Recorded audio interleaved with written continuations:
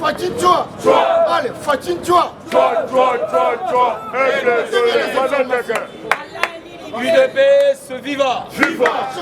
Belle génération, viva! Viva! Etienne Amoulomba super héros national, viva! Viva! Super national! Félix Bénin, le public des peuples d'abord! Excellent! Bonsoir, Mouragé Moukouna, notre frère. C'est un amour qu'on a, comment je me suis repris, ça va mon gaz coûté. Et ce qu'il a dit, je suis fier, il a pris le bombé. Et trop de chambres seront mélangés poussière, gaz, fumée. Et on sort dans le salariat de l'eau. Et comme on l'a vu sur l'eau, monsieur a des rapages. Et à un moment donné, le Congo aura un problème sérieux. Là-bas, jour avait revenir. Donc on retirait le diplôme, le certificat, la licence, la graduat, ça la recyclage. Sauf qu'on vit au pote, on a là. Donc, docteur Mukwege, prépare-toi parce qu'on va retirer la licence, même les graduats, parce que tu n'as rien à la tête. Et même là, moi, malheureusement, tu es allé à Maniema. Tu allais venir à Kinshasa. Tu allais rentrer en sous-pilote. Chers combattants, un adage divin dit ceci. Un gagnant ne lâche jamais. Et un lâche ne gagne jamais. Nous, UDPS, nous sommes des gagnants. Parce qu'on a combattu jusqu'à ce que tu gagnes. On n'a pas lâché. Et on ne lâchera pas la prise jusqu'à ce que tout le monde a clair. Il ne faut pas lâcher prise. Premier message, Nana, je lance ça au secrétaire général à l'UDPS, M. Augustin Gabon. Quand un papa est papa, j'ai dit papa avec grand P, responsable. Oui. Tous les enfants sont des enfants. Dans une maison, il y a des enfants dociles et des enfants indociles. Mais tous sont des enfants.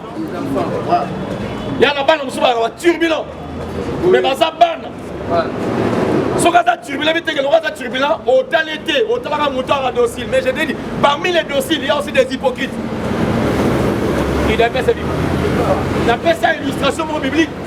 Un papa envoie deux enfants. Parti du monde dans les boissons, papa n'a aucun mais mais celui qui avait refusé est allé. Écrit ça pour la question qui était bon. C'était le deuxième. Il appelle ça biblique. CG, tout ce qui vient chez toi ne sont pas disciplinés. Là, je te lance le message. On se rapproche attention. Il y a des enfants, on a turbulent, parce que Mouta Linga ça va mouturement arrêter. Mouta Linga le répété. Si Jésus-Christ, Dieu, a été humilié, laissé même nu, parce qu'il image au moment où il y a croisé à l'Ukuta. Bon, tous les scientifiques, hier, ils ont attendu l'Ukuta, il devait se vivre. Parce qu'il fallait humilier la chair humaine pour donner la naissance aux hommes que nous sommes. Il était nu. Il y a même la Bible illustre que le ciel était presque noir parce que les yeux du ciel ne pouvaient pas voir la nudité de Dieu. Même sa maman avait baissé la tête parce qu'une femme ne pouvait pas regarder un homme nu. Nous sommes UDPS. Nous sommes tous des combattants. Mais il y a une égalité, il y a une justice. Je l'ai dit, il y a inégalité et injustice. Nous sommes tous des enfants de l'UDPS combattants. Colombe la ligne. Colombe la ligne. Colombe dit que ma papa l'a biso, ma maman l'a biso. Gérez-nous tous. Et les dociles et les indociles. Mais quand on va parler de la bazar Maël et Makassia, dans ma classe, je vais déranger bazar Maël. Dans ma devoir, on a un papier dans les boules. À déranger mes papiers dans les boules. Pour tricher à ça, Nini, attends la tête. J'ai dit, vous êtes un papa, comprenez aussi les enfants. On a tous besoin d'être avec vous, ensemble, et on va travailler ensemble. Parce que 2023, quand la minute élection, je t'ai voté Fati. Comme ça, on peut prendre Fati. Nous sommes tous des communicateurs, des l'UDPS. Nous sommes des communicateurs du chef nous sommes tous des défenseurs du peuple congolais. J'ai dit, un gagnant ne lâche jamais, et un lâche ne gagne jamais. Monsieur le Président de la République, respect. Président, on va dire que ceux qui prison tournent dans la langue. Combien d'enfants la prison tourne? On dit, Kabila doit aller à la prison. Oui. Fayou, Madini Diam doit aller à la prison. Voilà. Moïse Katoum à la prison. À la prison. Hein? Kabila à la prison. Tous ceux-là doivent aller à la prison. Pourquoi? Fayoulou doit aller à la prison. Même Francis Kalom. Aujourd'hui, j'aimerais balancer. Bandeko, tout ça, fais attention. Toto Sanate. Francis Kalombo, peux-tu nous dire maman Nayo azalaka colonie? Ton papa Nayo.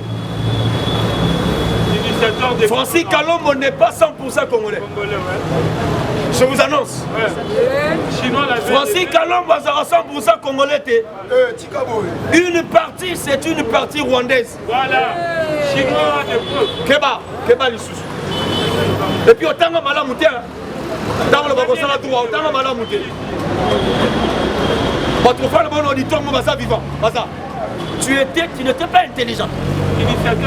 Mais tu dis que tu es un cassé, mais un cassé est intelligent. Mais vous êtes intelligent.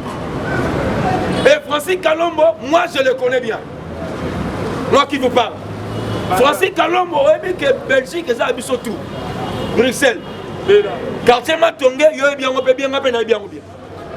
Francis Kalombo, on a eu un poto comme étant un concert à Bawenge. Ah. Chibuta. Il appelle ça vivant. Rappelez-moi la guerre des 100 ans. Rappelez-moi la belle.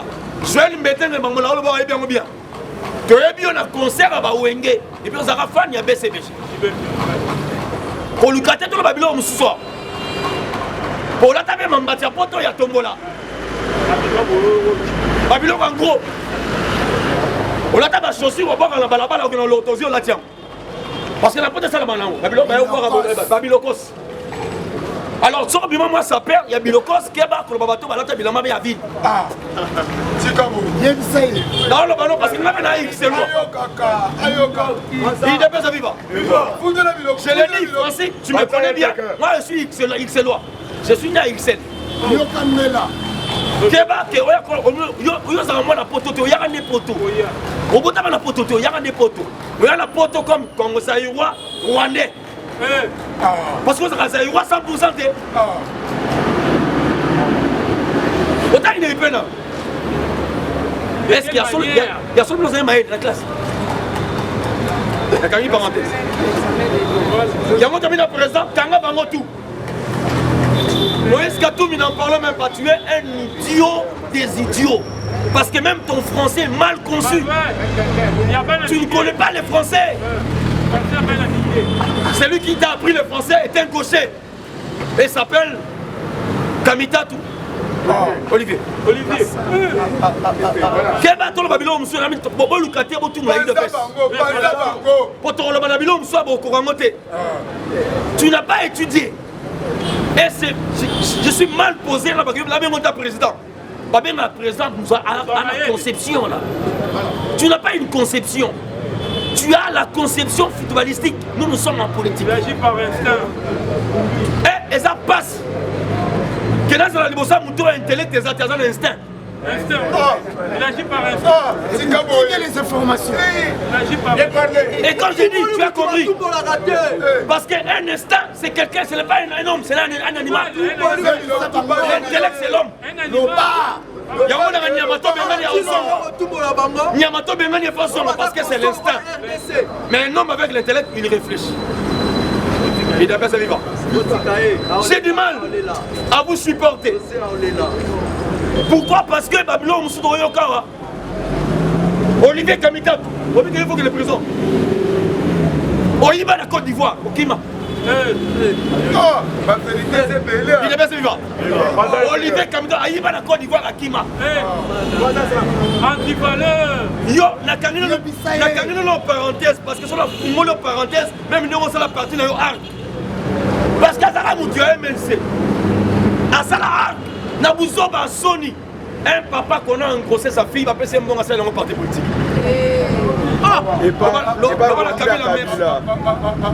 Lobana Kabila, merci. Parce que bango na ba pembele. Kabila c'est tabac na bango ba pembele. Ale ba pese mandidas pembele. Parce que moi na ba tio moi l'icône de le parti politique. Ah. Et à passe. Quand on dit que il y a pour la bino ma B 2023 vous êtes 2023 vous faites il ne pèse pas les dossiers par dossier, pièce contre pièce. C'est dit, si tu fais poto kin pour Kinshasa au Congo parce que Kinshasa on les connaît bien. Il ne pèse viva. Non mais la bino ma patron bateau ba no basa ba Kinshasa. Aussi Fayoul. D'abord, il y a pas de naissance dans le Parlement, par la chaîne à côté. Mais il y a pas de pétrole. Total.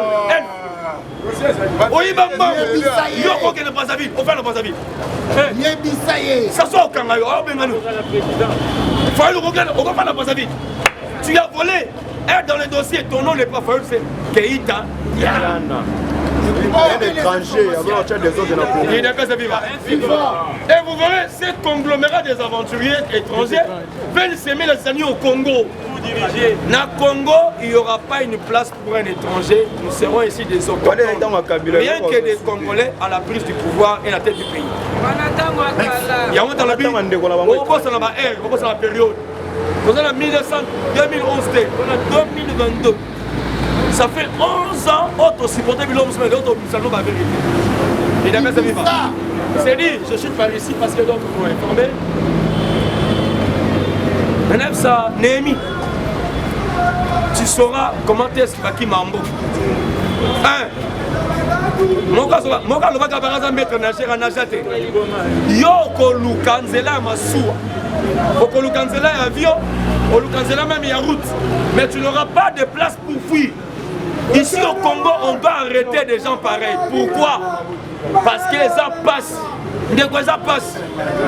Le président Félix doit faire un effort sur l'heure. Il est passé vivant. J'ai dit, je vous remercie. Plus 143, 993 pour la encouragez le prof, mais remettre la prof, voilà, président Abdul, le champion, le grand analyste de la nouvelle génération. On a un bon siaye, l'objet maman, la biso mati lep son bon, mais tout le qui comme on a bien été, il y a phare d'essai. Le président, nous sommes autant comme on a bien été, comme bien été. Le président Mbote Mingi, maman, merci l'objet de ceux qui $20 na yo. Maman, biso koyo munge, Georgie, dans Namir, la Belgique, merci na $20 na yo. Maman Brigitte, la Kaja, la France, merci na $20 na yo, tu dis pas Abdul, ça met la biso à Pambola yo. Maman koyo munge, Georgie, la maman Brigitte, Kaja, la France, ça met à Pambola yo. On a des champions côté.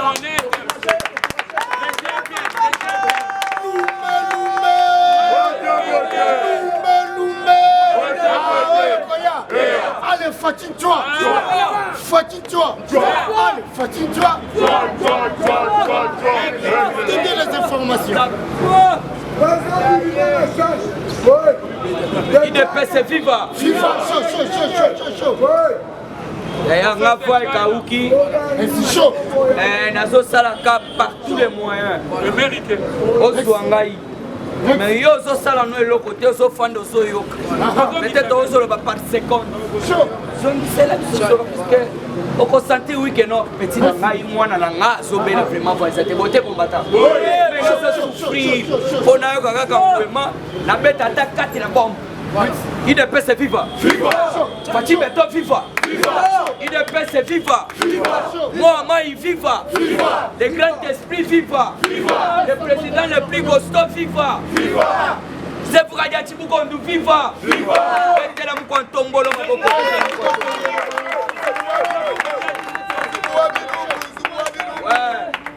Kotola musabiloko wana puisque nayoki kanyanga la kata les chamonia okomolela mbongo likolo akria batu bozolia mbongo likolo akria batu yaya tofanda totali FCC puisque lelo bokozwa info la muka surtout quand Nguluma nayebisaki bino bakosangana bakosangana puisque bayoki ke Faci aza wana beton munene tozopesa mbota eza na préambile po eza préambile idepese viva nalobi lelo po soki okokende ata nyonso bango nyonso tu badécouvrir sur scène idepese viva tozala na esengo toza na président mokonzi ya bakonzi le président le plus goso okoyoka info papa na ngai nalali lobi na ye te nalobi bakomona nga neti nafandaki pamba te fois kutu oyo nasali kaka force mais lelo yo moko kosentir puisque nabandaki koloba lamuka sutuka Nguluma na F Soso wana bokomona basanganaki déjà basali ba réconciliation po bamoni béton l'air baké po batombola yango bakuti libanda na kati toujours betela mo batombola maboko apana banda biso toza bana oyo to baejike biso omoni yaya mukolo na yo soit mukolo ya yaya oyo oza na ye na ndako soit papa na yo soit basage moko na papa na ntongo il faut pesa bango bonjour te yango tobandaka bonjour ebwenge bampangi na betu ya bandundu nyonso tolobi boye ebwenge losako nani nkoi Faci wetwa ukwa ntombolu jambo merci beaucoup batetela wana alors bandeko na biso balambert mende basho kitundu tolobi boye yo mpe ozala na motetela tolobi moyo wenu batokisanga balobi boza tribal te bango mpe baza na mbote na bango tokoyekola yango balobi bopale. Alors, réponse, lobby, beauté combattant. Cette réformation, taxe pas de bêtises. Rentrée parlementaire, avant de retourner à Makambo Fayoulou. Puisque Jean-Pierre Liaou a contredit déjà Martin Fayoulou. À lobby, boye, vous allez opposer ça qu'on va vous tâter. On a les alliés mensonges,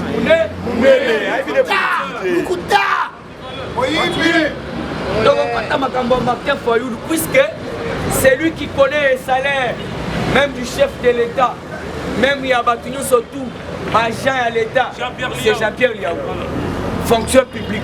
Parce que yo Martin Fayoulou fandi boye, on tient à kutu mutukuna sur la rayon bongo, et puis pour boye bakesa lukuta. 300 mobile boyo les $21,000 au lobité. Les londres au solo. Place à une politique moi là. Donc c'est inutile de mettre en sur les étrangers. Pourquoi dans le Bakango à tout moment, ce sont toujours les étrangers qui bavardent en République démocratique du Congo. Donc soit nano ya motuya rentrée parlementaire. Des places pour focaliser Maëlle. C'est ça ce qui concerne notre pays. Pour lobby ba kokosa na kepsote bakoso na polote ba peso 2000 à tembote yebanani okovote ezala au sein de l'UDPS yebanani okovote wana tozolo bango clair d'entrée parlementaire yangoyo. Alors dossier zali tolingi toyeba qui sont les vrais élus du peuple par rapport à nini, par rapport à un au moni salaire au kanamba zwaka $680,000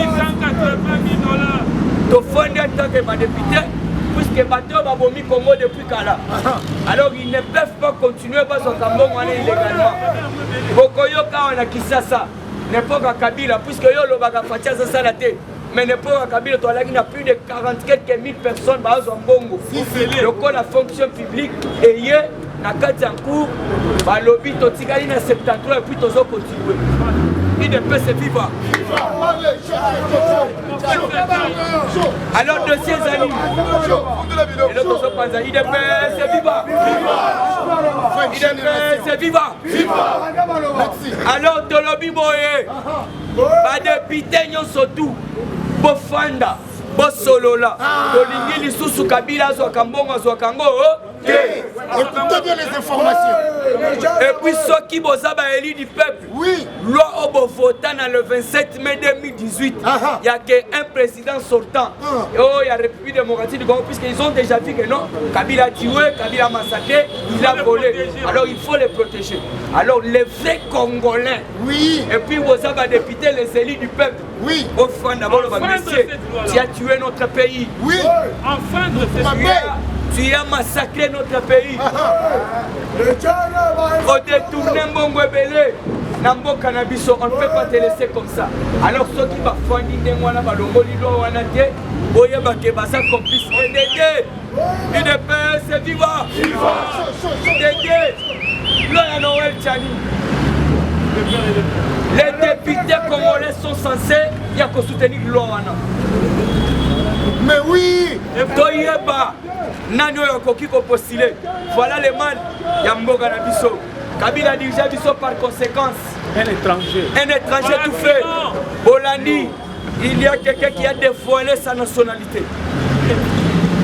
Les noms m'échappent, mais Eboso Marana Sen. Kabila n'est pas notre frère. Bazali ba étranger ba yaki ko occupé Mboka. Oui. Yangwano Yoki. Ezalaki mukolo ya lobby. Toyoki même ba proche na ba bandi kolela to lobo te loba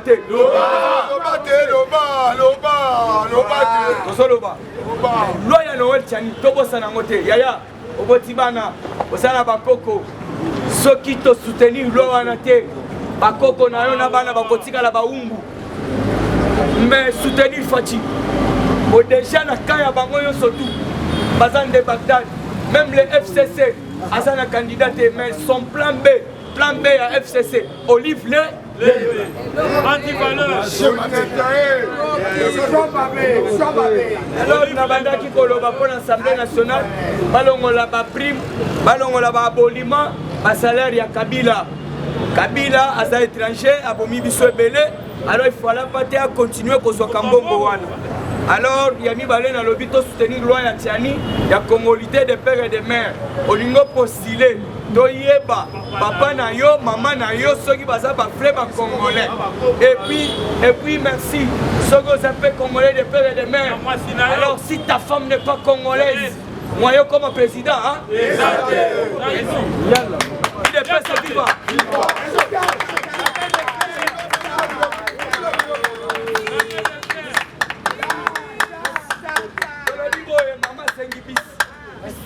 La parité. Il faut respecter Bango. Madame, on a profité. Merci, na maman Brigitte Kaja. Merci, na maman Nabisope Otobengi, maman Mado Voix de Londres. L'air va ici Bango Keno, voix Isake. Alors, na soki ata mundongo ya 5000 na lobato mama baza intéressant ye wana tele lobité fa dese mboka nanga na pesa fumusulu bolandi ete kaka la même maman alobi bozo pe bo pesa fa dese puisque zo sala musala makasi tokokota makambo ya est okoyoka déjà oyo tobengi armée rwandaise tout la mwisi yaza wana ravitaillement ezoya te Monisco tobengani ye arme ezoya te damage ezoya te bakisi ezoya te mwana na mwana be Nord Kivu. La DGM invite les agents de la DGDA ayant des domiciles au Rwanda de trouver le plus vite que possible des logements sur les sols congolais. Alors, tozali na ba agent ya DGM ya Congo, mais basala na bandako na Rwanda. Alors, la minute oyo la DGM esengi na ba agent wana ya DGDA balongwa kuna na Rwanda le plus vite que possible bakota na kati ya République démocratique du Congo bazwa bandako. Élection yoka sikoyo, on a déjà eu le plan B du président Moïse Katumbi alongo Kabila po aya postulé comme président akuti na kati ya politique Fachi okokota wa Fachi c'était bon. C'était la volonté politique de Fachi Moïse Alingaza la Libanda Tilelo. Fachi a suivi Gonzatali à tous les exilés politiques Bazo. Otto Bolambanga Lelo. Ope Sabana Moko Bambongo Babandoko critiquer Fachi. Mais Mouto Sali que yo longwa kuna presque Kanambe à Tchakio Songa Namboka. N'oubliez pas l'histoire. Moïse Katumbi a Telemi Boye na frontière Kasumbalesa. Moyen côté Zate. Et là Moïse Katumbi finance l'argent à Bapiro Loua. A Paulette Kapuku, Banane, tout ça qui se sort. Otobeni, Batiani. Yaya Sorozo Zoatan, Yakolanda Batouana, aux perdre du temps. Bassi va comprendre que non, le Congo a déjà eu le président à la taille de son pays. Mais oui! Président Yewana. Alors, pour la monopoliser parole de fonction publique, grâce à l'opération identification en cours, le nombre de fonctionnaires à Kinshasa est passé de 450 000 à 73 000. Betela Jean-Pierre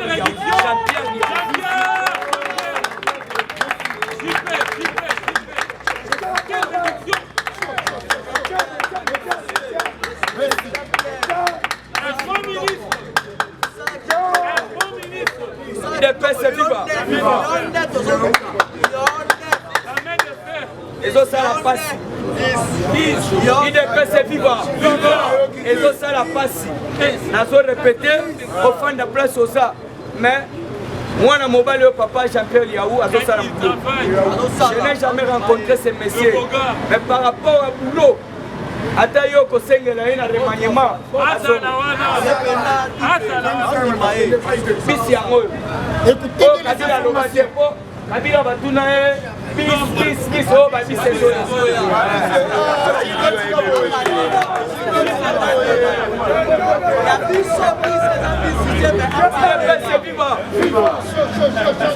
C'est là na sekisayo. Mutu wana yebine français, c'est un primérien.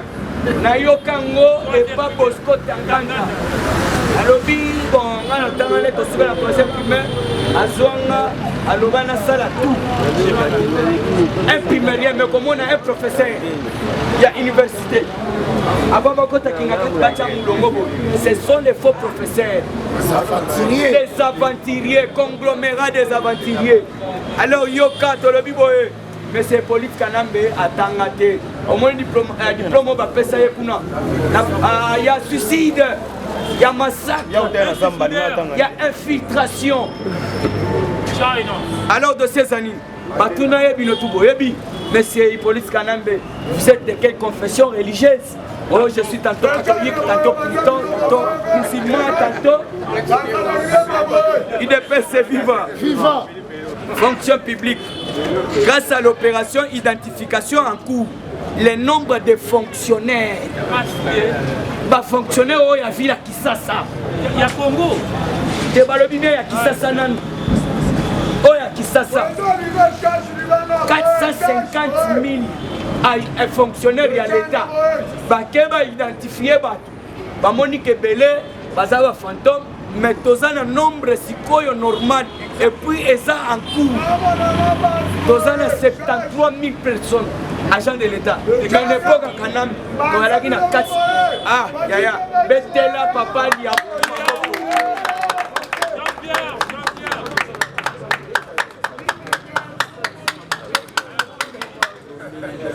On a quelque cité. Les allégations mal enregistrées de Martin Foyou ont été contredites par Jean-Pierre Liaou. Jean-Pierre Liaou a lobby, ma camion surtout Martin Foyou a lobby et Zali à l'étranger. Salaire à Moutouga, à Moutouyemo. Voilà ma policier, bazar. Est-ce que mon enseignant ta parole? Voilà ma chaîne de l'année. Toi, il y a un enseignant pour tout civil. Pour les militaires, homme d'État. et bon on va suffit pas enseigner pas matériel bango salaire baloba yango c'est ko fati lenga za wana est-ce que boyebi ata nombre ya mbongo azwa botoke ko chiker ba orateur ba se belé tolobela mpe kisasa kuluna eleki surtout lobi yaya tomoni phénomène diplôme ebimi tozomona bato na bapoudre okanisa neti azwi yaya akomi mpe 66 akomi 60 mayele kutu te ezela oyoka 5 atie poudre eyoma bien nini wana 66 minute mukai machete bimi bachombo ekei bana baleli alors phénomène kuluna eleki na yango tozosenga botika nanu baoyo bakei kuna na kanyama kasese bozwa nanu baoyo bakenda ngenga na zamba bakende nanu na zamba bakaka so kanga bakuluna bakende na bakende kuluna alors dossier mosusu ezali yakopesa kwango babandi misala ya mwinda facibe Kwango, la SNEL lance les travaux techniques et électrification à Kenge et ses environs à partir de Bukangalonso sous l'impulsion du commandant suprême. Merci à Yana Kenge.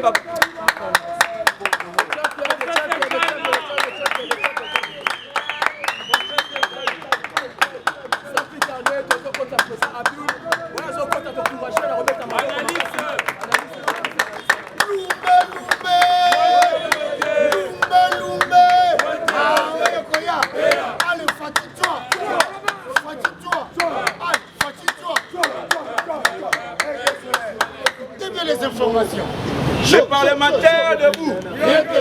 Les parlementaires debout. Les parlementaires debout. Totombola. Bonjour à tous. IDPS viva. Hippolyte Kanambe Kazembere. Après avoir créé un Congolais fictif, a créé les agents fictifs.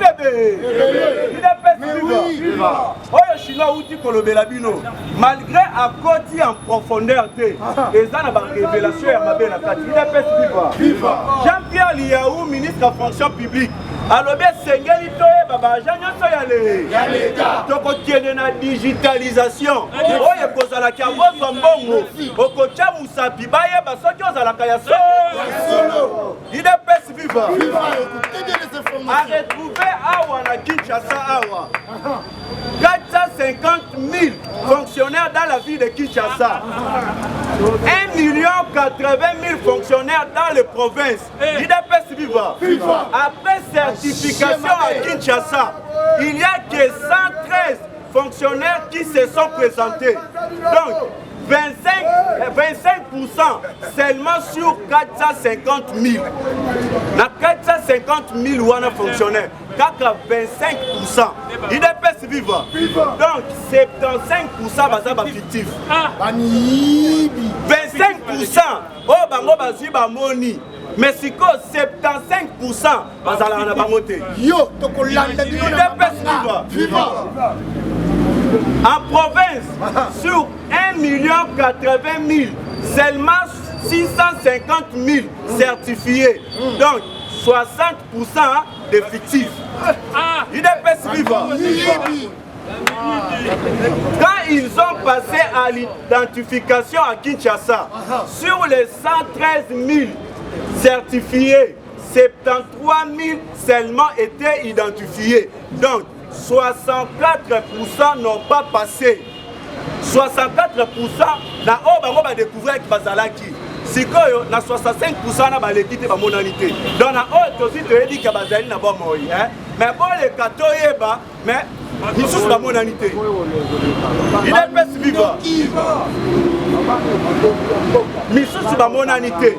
Veut dire na 450 000 donc 75 ba monani na 475 wana bamisusu bamonani te idps viva parmi bato wana ezala baoyo mosusu bazala na bango na poto bazwa mbongo pamba sikoyo baoyo bazalaka na poto bayeboye na mashine batikala koyebana te ya baza mpe baagent ya leta donc tovandi na biso tozobunda me mutu na poto azwani mbongo ya leta masala idps viva tobetela jean pierre liauma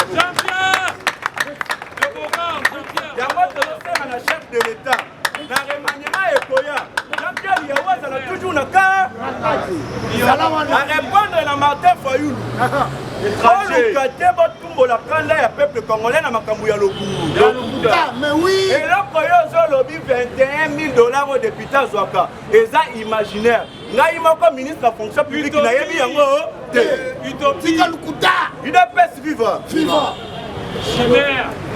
awa wande makambo eba le procureur général alobi na Martin Fayulu a brandi ba preuve ya montant oyo alobi ka ba député bazwa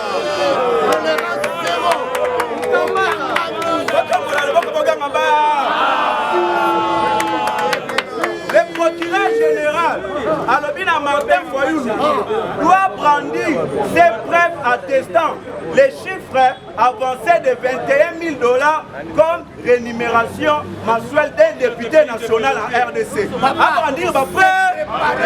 Tovana Awa, Hippolyte Kaname Kazemere, azwaka 680 000 $ Martin Fayulu. Tovana Awa, Sensa, azwaka na mbongo ya pamba Martin Fayulu alobaki. Donc Martin Fayulu aza mutu ya bami idps viva tokobi epai ya député oyo ya eside alataka combinaison ya orange tour na ye mpe batuni ye aloba boyoka makambo azoloba badepute ya lamuka badepute ya eside bango bazwaka 21 000 $ wana te kaka baoyo basoutenaka Félix Antoine Tshisekedi Tshilombo bango nde bazwaka 21 000 $. alobi baoyo baza mpona Félix nde bazwaka 21 000 $, me baoyo bazalaka mpona Félix te bango bazwaka mbongo wana te idps viva boyeba Martin Fayulu bakokanga ye mpona diffamation na ye kozala na boloko soki Martin Fayulu epito Jean-Marc Kaboul oyo azalaki na ndako na biso tobengani ye tokangi ye ebongo yo étranger munene yango chef de l'état ntango alobi tozokende na barépertorier tous les Congolais partout dans le monde tokende na identification nationale na recensement toyeba nani aza na mutu ya liboso abandi kobundisa directeur ya ONIP wana eza Martin Fayulu siro bazobanga nini soki bozali bacongolais bozobanga nini Noël Tchani alobi non de père et de mère baposte clé ya mboka na biso toverrouille yango Moïse Katumbi asiliki Martin Fayulu asiliki Noël Tchani aye na loi mosusu alobi mpe na basi mpe ya bakonzi esengeli mpe bazala de pere de bino bozwi bosilikeli nini baétranger boye na mboka na biso bobandi kosimpose biso tolanda makambo na bino oyo kindoki te kaka bango bakei batumbi marché de la liberté. Moi je vous dis chef de l'état sengi élection bango baza prêt pour l'élection te baza prêt na muto bakopresente te c'est pour cela na mikolo ozomoni bakobimisa makambo ya lokuta ebe sikoyo ntango bozobima bozotanga na kombo ya bakongolais marché de la liberté botumbi est-ce que Félix na famille na ene batekaka kuna est-ce que Félix na famille na batekaka kuna bana yango bakomona pas c'est pas des Congolais mais sikoyo bakongolais ba comprendre te aza ko intoxiquer bato bakongolais ba comprendre te bato wana ba utiliser ba kombo na bino bakongolais bakongolais po bazwa positionnement mais balingaka bino te il est vivre une bonne analyse oyoka lisusu elo mosusu bakie kobimisa à part na assemblée nationale batiki yango mponga na koloba soki chef de l'état azwaka 13 000 $ comme salaire par mois député aleka mokonzi ya mboka balongwa wana bakie lisusu na cabinet ya chef de l'état balobi baconseiller ya chef de l'état bazwaka 27 000 $. Balobi bamosusu $4 000 kaka bango bato wana bakomi sous la pression ayeke baconseiller chef de l'état bango bazwa $27 000 na $34 000 baleki ye moko mokonzi ya mboka bazwa $13 000 bino boleki botaki yango papetian alobaki idps au pouvoir il n'y aura pas l'opposition chef de l'état na vision azalaka na yango alobaki soki maloko ekotonda na bato lokutanga na ndimi eto yango nde état de droit idps viva bakangi si rwandais wana bakeli bazala na Rwanda bakotaka illégalement na mabele na biso idps viva banda bakangi bango basali déjà 7 jours en détention idps viva mpona kende koshite koto oyo après na beti ya Néhémie Moulanya peuple fo bayeba réellement nini Néhémie Moulanya alingi aloba awa tobandi capturé la semaine dernière par le FARDC un rebelle ADF fait des révélations accablantes.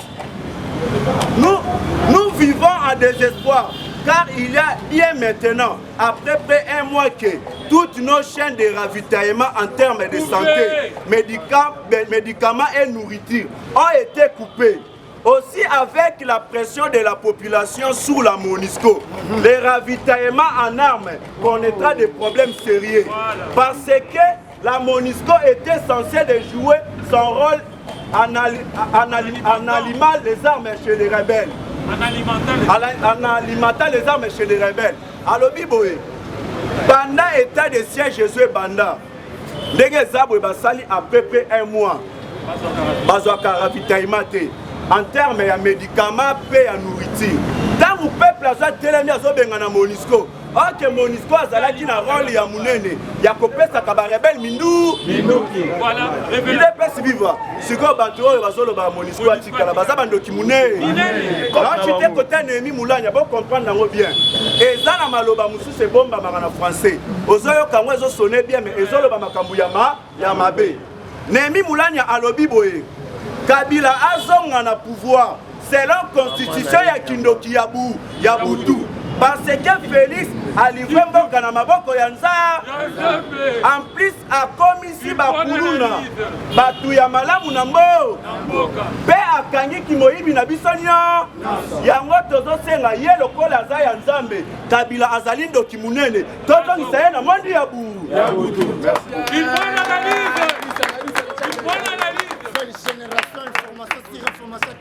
Sans plus tarder, na commission Libino, Sango, voilà Sango Azokota.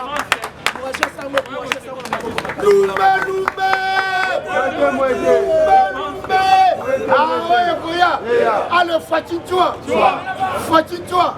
Allez, fatine-toi. Tombola.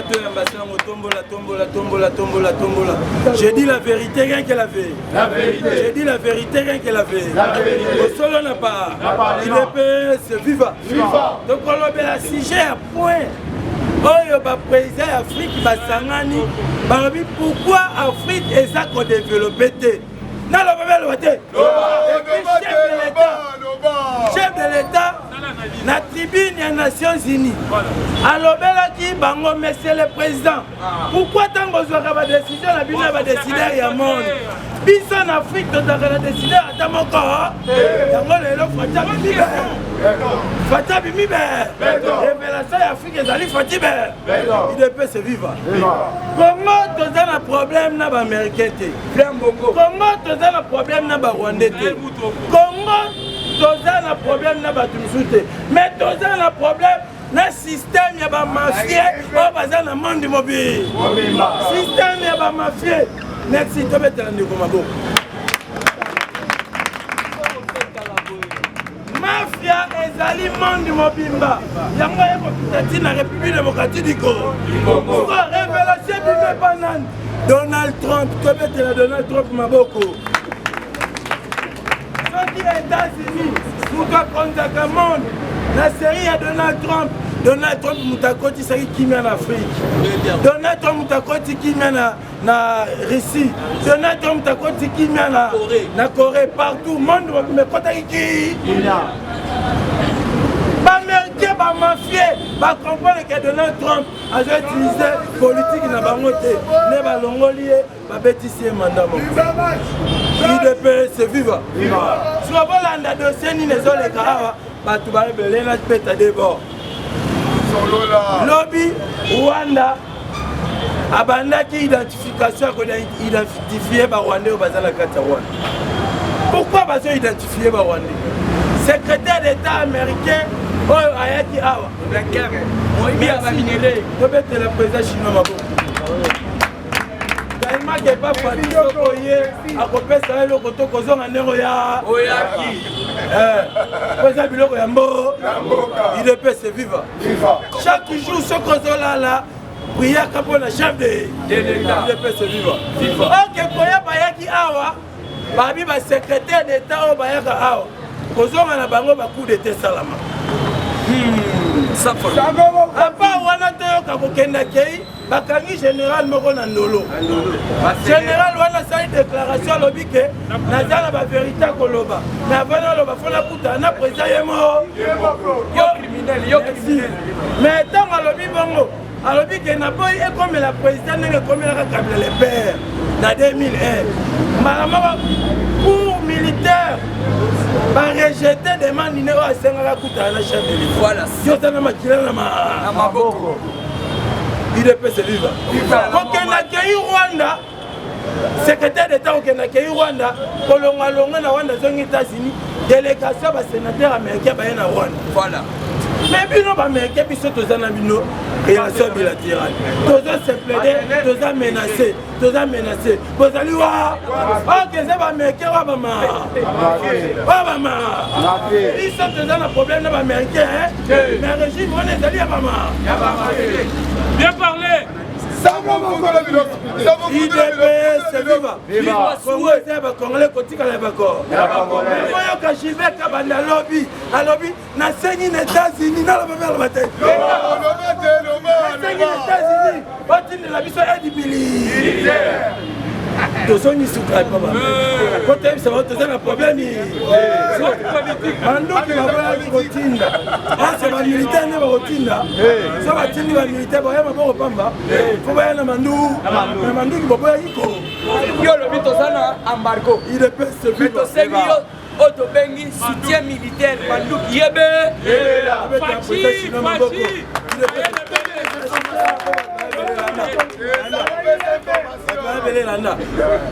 chef de l'État alobaki la paix totale mais la guerre totale dans notre préparé formation RDC outil conformé de la jeune militaire pour rajeunir l'armée la jeune militaire va congolais du sang il peut se vivre dans notre identification au bâtiment général dans la armée congolaise donc tous les soldats étrangers au armée congolaise bazali ba destiné chef de l'État na la première le matin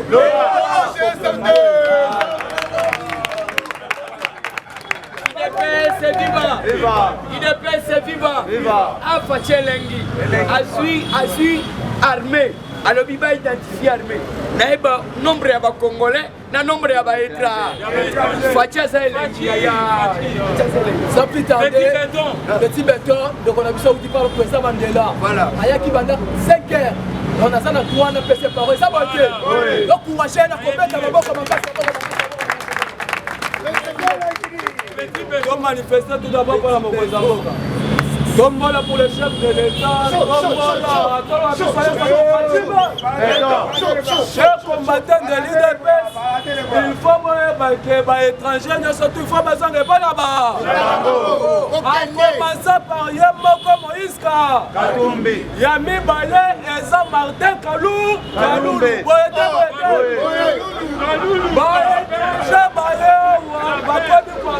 peuple congolais.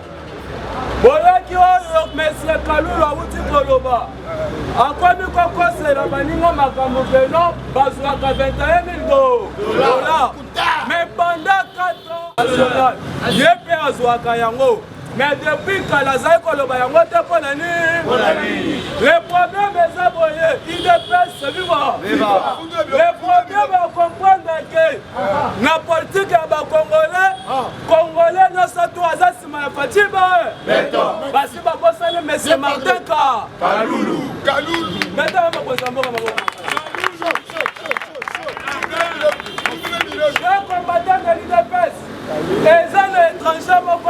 kolinga Congo lokola bakongole bango lelo oyo vie ya mokonzi ya mboka eza en danger.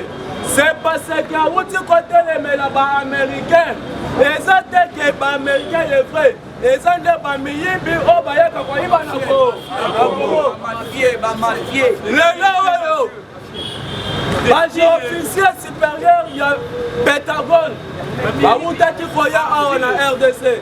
Basololi na ministre de la Défense nationale. Bayokani balobi mais tozana bino na partenariat au tozobenga gagnant. Maintenant le botfai c'est biso na oyo etali guerre ya est il faut mamone sanini et là. Europe toujours les ministres de la Défense nationale akendaki Russie pe alobi boye toza prêt il faut tosalisa bino na manduki Dala sikoyo côté Fachi akwamisi ba mafia ya ba américain ba bizengi bazo comprendre la politique gouvernement national awuti kosolola na ba frère américain ayebisi bango mais bino il faut bosalisa biso bopesa biso logistique pour combattre insécurité wapi na est. Chaque combattant de l'UDPS. Bato bayeli biso ba makambo oyo eza Tshisekedi te. Bato bayeli biso ba insécurité na est eza Joseph Kabila. Bato bazo comprendre makambo eza na feta kolekana na Congo te. C'est parce que biso ba Congolais tozosambela mpona mokonzi yango mboka. Moyen baya combattre ye les athées. Beaucoup d'États c'est salami na Congo malala mbala. Mais tout royo moyen bien connaître les malisusu les athées. Et surtout le commandant suprême, le chef de l'État Fatima. Azwaki Congo apesaki yango na maboko ya Nzambe. Yango ndio na bazoya. Bazokuta Fatima eza Fatima mais eza Nzambe likolo ya Fatima. Bien parler dans mon consambo ya chers combattants de l'UDPS, bolanda ba distraction oyo na kati ya ba Martin Kalulu wana te. Soto tali Martin Kalulu, soto tali lisusu le colonel Denis Sanga est rebelle. Azo soutenir rien pour la ligne. UDPS viva. Parce que ça comprendre que non. Na élection koyaka tina 2150.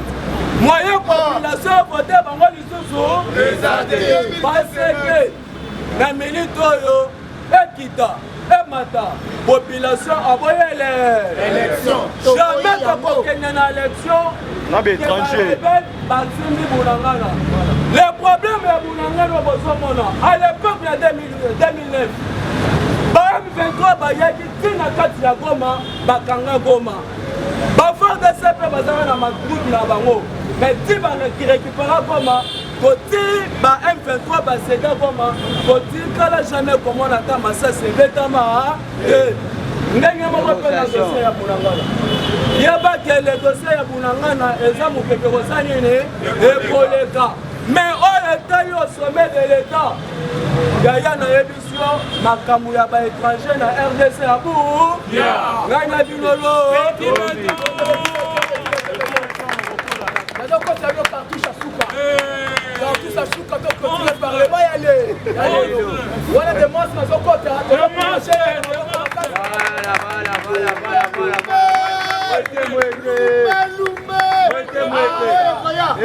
Allez, fatigue-toi. Fatigue-toi. Allez, fatigue-toi. Donnez les informations. UDPS viva! Viva! UDPS viva! Viva! Wanamame! Wanamama! Mambu Maso! Masobele! Mambu Masobele! Alors, Bakabozala konsepela parce que politique depuis ça peut comme toujours elle est. Toloba ki mwana nko ya kontika lanko. UDPS viva! Viva! Il faut aussi la diplomatie oyo pour elakisa ke osa grand. nazoyebisa bino na miniti oyo Kagame abeli liboma de pesa viva Kagame abeli liboma Kabila pa beli liboma nakoexplike bino boyeba mutu na mutu abeli liboma na ndenge nini de pesa viva il faut yeba déjà rapprochement oyo ya sika RDC asali na Russie de pesa viva rapprochement oyo ya sika RDC asali na Russie à partir ya kuna bayebisi John Numbi pas question de sortir au fanda jusqu'à nouvelle ordre tozokwaka yo na mbongana qui ne peut se vivre alors kokangama ya John Numbi awa soki aye awa procès ya cheve ya aseroe ntango aye wana azongi atangi kombo Kabila Mukama yango moni Fati déjà préparé équipe na bato ya justice il ne peut se vivre aprêter serment tokorespecte yo tokokangelo mutu amande il ne passe pas zala na oyo akosepela na oyo etali sécurité na lobaki awa kati ebalukeli banguna lobi ministre ya affaires étrangères Vincent Biruta ya Rwanda akekuta na mbangu na ministre ya affaires étrangères ya Uganda il ne passe pas tuna basololi nini mais Fati abomi bango te tolobaki Congo eza munene ezo mérité président mpe ya munene mpo makambo ya minene esala nini il ne peut se vivre diplomatie ya haut niveau Fati ake na Russie biloko bayebisa bino wana bokanisa te eza baji eza ya solo papa Gilbert Kabanda wabi eza ya solo il ne peut se vivre tozwi niveau ya baarme oyo ebangisi na bamer balobi eloko oyo soki babeti yango ekoriske ndambo ya barwandais bakoti na Uganda il ne peut se vivre américain baye kokutana na ministre de défense avant dernièrement il ne peut se vivre omoni photo américain ye mbangu ye moko asengi audience ministre asera ministre Dodo Kolona qui est anglais. Il n'est pas sa vivre. Excuse. Il n'est pas sa vivre. Dodo Kolo. Ministre de défense est ici, bango pas question. Awa tozanga na problème il y a deux étapes.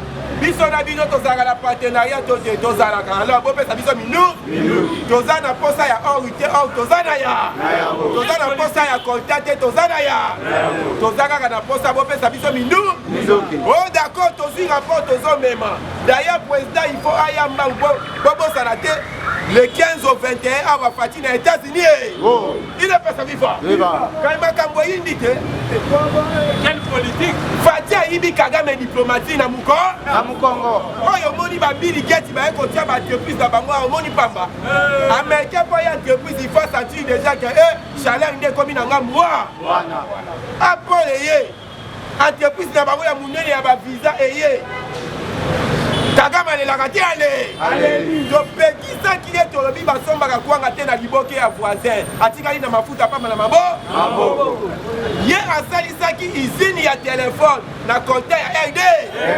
Uganda asali izini ya raffinerie ya or na or ya sidiki lelo esukeli bango mabe ide pesa viva kombata zala na yo kimia soki omoni ngambu wana bazolela comprendre bango lobi bolandaki papa na biso liyaou au moins 450 000 il ne peut pas vivre abina komi ministre fonction publique 450 000 fonctionnaires bayebisinga bataka na Kinshasa après qu'on s'en enquête na c'est trouvé na 73 000 y a pas donc c'est-à-dire 400 wana nyoso wana Nemi Moulani azaki na 10 000 têtes 300 quelques il ne peut pas vivre yango azolela zoloba Fati ayeko boma biloko nyoso Kabila ti na lobi aileli cop ekufaka te ça merci des match oyo qui sagesse il ne peut pas vivre comme ekufaka te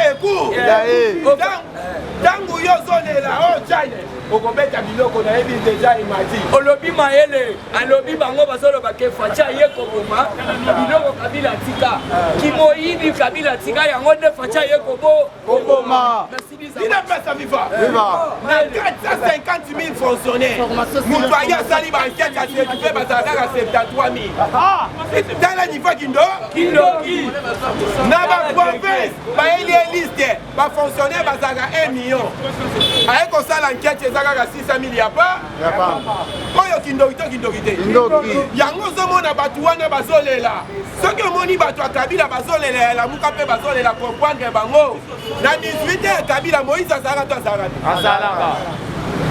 muziki azalaka to azalaka te fayulu azalaka to azalaka te yango omonaka soki obeti kabila esi mpe na bemba ntango awuti koloba kuna makambo bemba alobi bopo nango jete idepesa viva bapreparaki complot mpo bakweyisa mwana mboka bayebisi bemba kota na masolo bemba lobi ngai nauti deja prison nayebi somo ya prison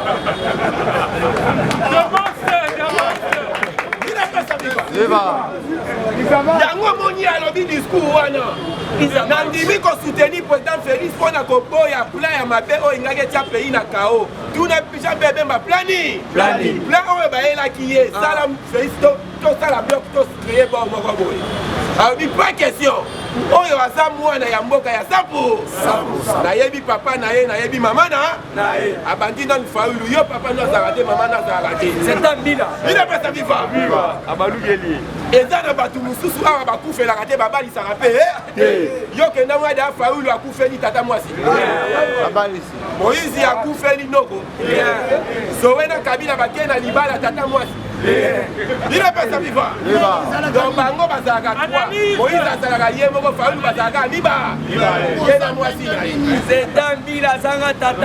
me fati ina pesa viva omoni ya bakala te auti kobanisa mwana kala te atokendaki matanga ya tata mwasi na ye akufa ozomona aza congolais de pere nalobi élection ezoya